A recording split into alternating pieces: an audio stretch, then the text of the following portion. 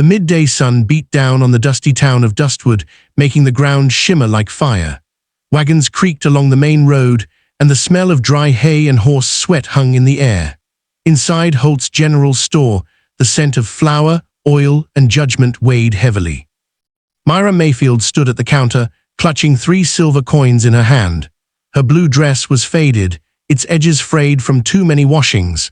She had come hopping to buy bread, beans, and a little salt, just enough to feed herself and her younger siblings, Ben and Rossi, for a week. 3 coins, is that all? Marvin Holt asked, his voice sharp as a whip. He leaned over the counter, his belly pushing against the wooden edge. Prices went up, Mrs. Mayfield. I can't give away my goods just because someone feels sorry for you. Mira tightened her fingers around the coins. Mr. Holt, I'll bring more after the harvest, she said softly. I just need enough for tonight's dinner, nothing more. The store fell silent. A few customers pretended to browse, but all were listening. Holt smirked loudly enough for everyone to hear. I've heard that before, after the harvest, after the next job. Always tomorrow, never today. He picked up the small sack of beans and put it back on the shelf. A flush rose in Mira's cheeks, but she didn't beg. She simply placed the coins on the counter, stood tall, and whispered, "Then give me whatever 3 coins can buy." Holt laughed. 3 coins will buy you a pinch of salt and a prayer. Someone chuckled from the corner. Mira's heart cracked, but her face stayed calm. She picked up her empty basket and walked out. The doorbell chimed behind her, cheerful, cruel. Across the street, Eli Sutton was loading feed sacks onto his wagon. He came to town every Friday for ranch supplies, and from where he stood, he had heard enough to understand what happened inside. His jaw tightened as he watched Mira step out, dust swirling around her boots. She walked quickly, head down, basket pressed to her chest. Her gray-blue eyes did not meet anyone, but Eli saw the tremble in her lip.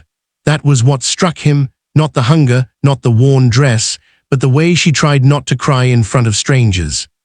He tossed the last sack onto the wagon, shook the dust from his gloves, and touched the brim of his hat as she passed. "Afternoon, ma'am." She nodded but didn't speak, her pride and pain trapping her voice. Eli watched her walk down the dirt road toward the small leaning cabin near the dry creek.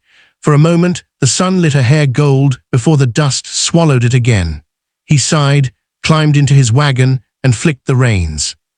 The road out of Dustwood stretched long and empty between pale fields and dry scrub. Mira walked steadily, her boots soft on the earth. Her stomach ached, but her thoughts were on Benny and Rossi and how she would tell them there'd be no dinner again. A few minutes later, she heard hoofbeats behind her, slow, steady. "Mrs. Mayfield," a voice called gently. She turned slightly, gripping her basket. "Yes." Eli slowed his horse beside her. "My name, Eli Sutton. I'm not trying to bother you, but I couldn't help overhearing what happened in the store." Her chin lifted with dignity. "Then you heard more than I wish anyone had." "I did," he said softly, "but I also heard a woman stand her ground with more grace than most men I know." She blinked, taken off guard. "Politeness doesn't put food on the table, Mr. Sutton." "No," he agreed, eyes on the road, "but honest work does." He cleared his throat. "I've got a ranch a few miles west. My cook left 2 days ago. The boys have been eating dried meat and coffee. It's pitiful." She eyed him carefully. "Are you offering me a job?" "I'm offering you dinner, and a fair way to earn it." Her heart jolted. "I don't accept charity." "Well, it wasn't charity when my neighbor gave me bread last winter," he said quietly. "Call it folks looking out for each other." The wind carried the scent of dry hay and sage. Mira hesitated. Eli stopped his horse beside her, their eyes meeting, his steady, hers uncertain. "Come with me," he murmured. "Tonight you'll fill your table." For a moment she stood still, dust curling around her. Pride held her in place, but hunger and something deeper tugged her forward. "Only for tonight," she whispered. "That's all I'm asking." She climbed into the wagon. The wooden wheels creaked as the horse pulled them forward, gold light stretching across the road. Neither spoke for a long time. Only the sound of hooves and a distant hawk filled the air. Mira looked back at the town fading behind them, then at the open fields ahead, vast, warm, mysterious. Her stomach still hurt, but for the first time in days, her heart felt a little lighter. When the shape of a wooden house appeared on the horizon, old but sturdy, Eli said, "That's home." The word hit her harder than she expected. She hadn't called anywhere home in a long time. When the wagon stopped, Eli hopped down and offered his hand. Mira hesitated before taking it. His grip was rough and warm, steady. Inside, the house smelled of smoke and coffee. Simple, neat, lived in. "Do you live alone?" she asked. "Mostly. Some ranch hands sleep in the bunkhouse.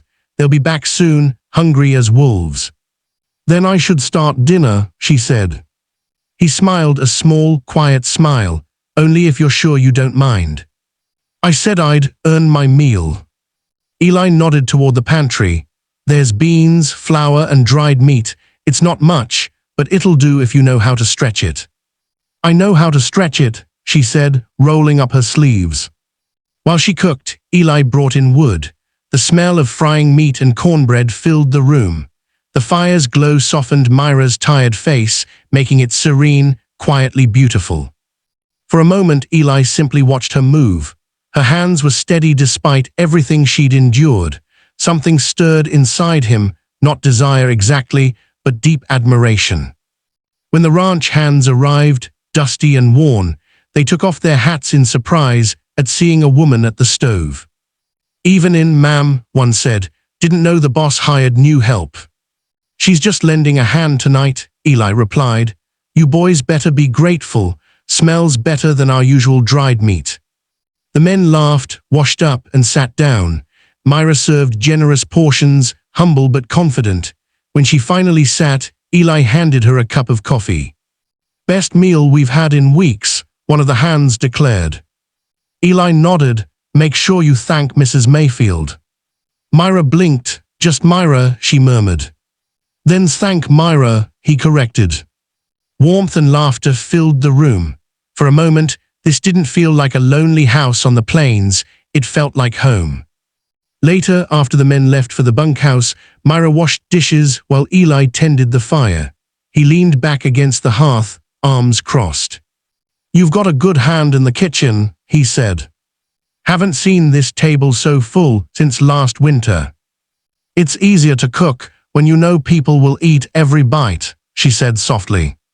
He studied her in the firelight, the gentle line of her jaw, the small scar near her temple, the tired but hopeful glow in her eyes. "You've been carrying too much alone," he said. "There's no one else to do it." "Maybe not," he murmured, "but no law says you have to do it without help." She turned to him, eyes bright but guarded. "You barely know me, Mr. Sutton." "I know enough," he said. "I know what hunger looks like, and I know the kind of pride that shouldn't come at such a cost." His words hung in the air, quiet but true. At last she whispered, "I should go, my siblings are waiting."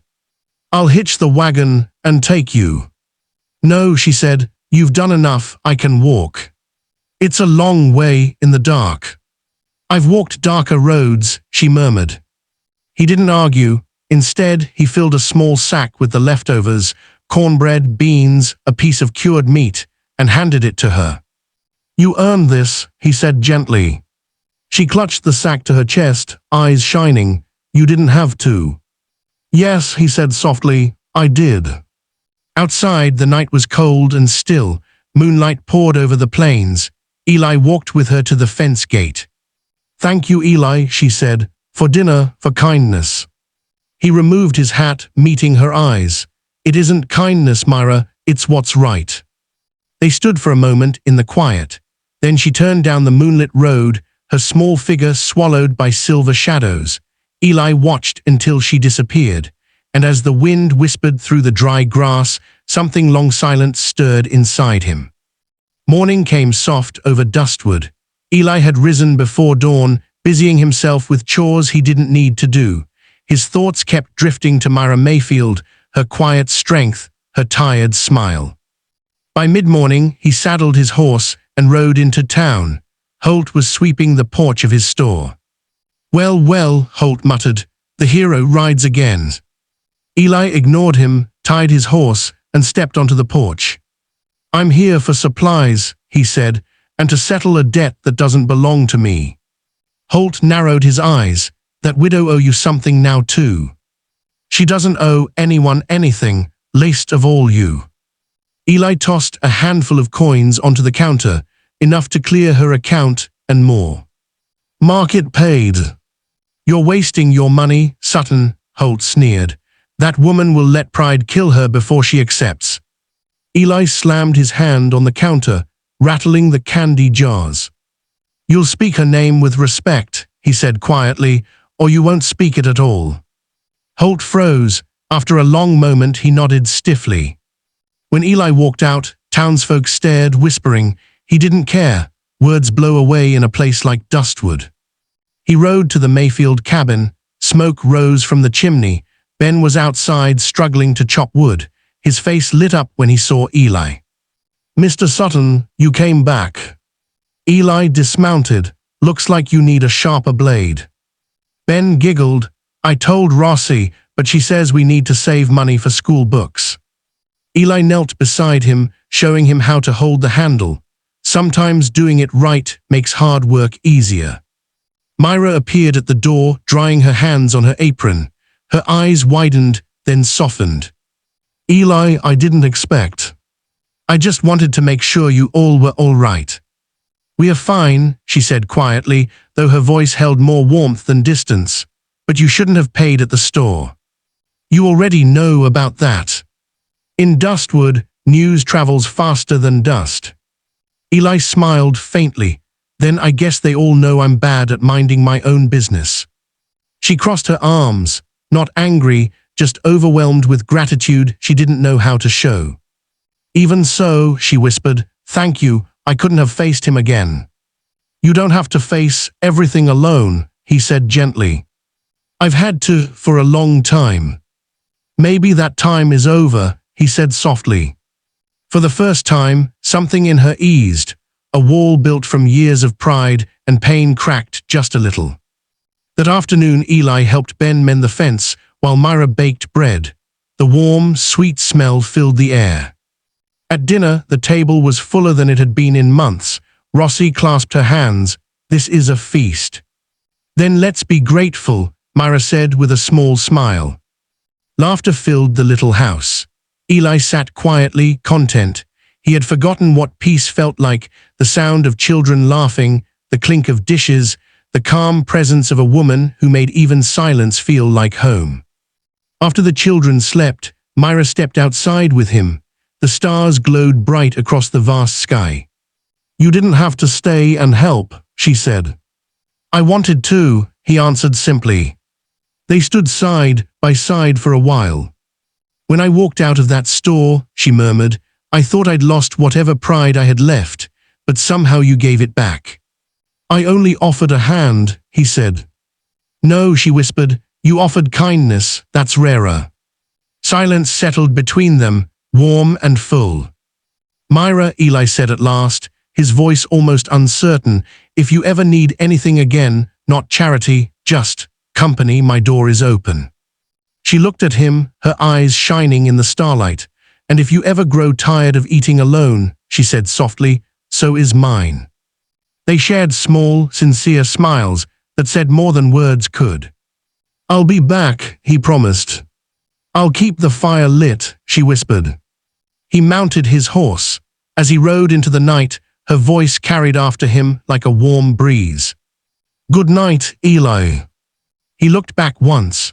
Her window glowed softly in the distance, and for the first time in years, Eli Sutton felt he had somewhere to return to. In a world of dust and hunger, Eli Sutton found something stronger than pride. He found grace. And Mira Mayfield learned that kindness doesn't steal dignity, it gives it back. Would you have trusted the whisper of a stranger that night on the road? Tell us in the comments, and don't forget to like, share, and subscribe for more Old West love stories that touch the heart.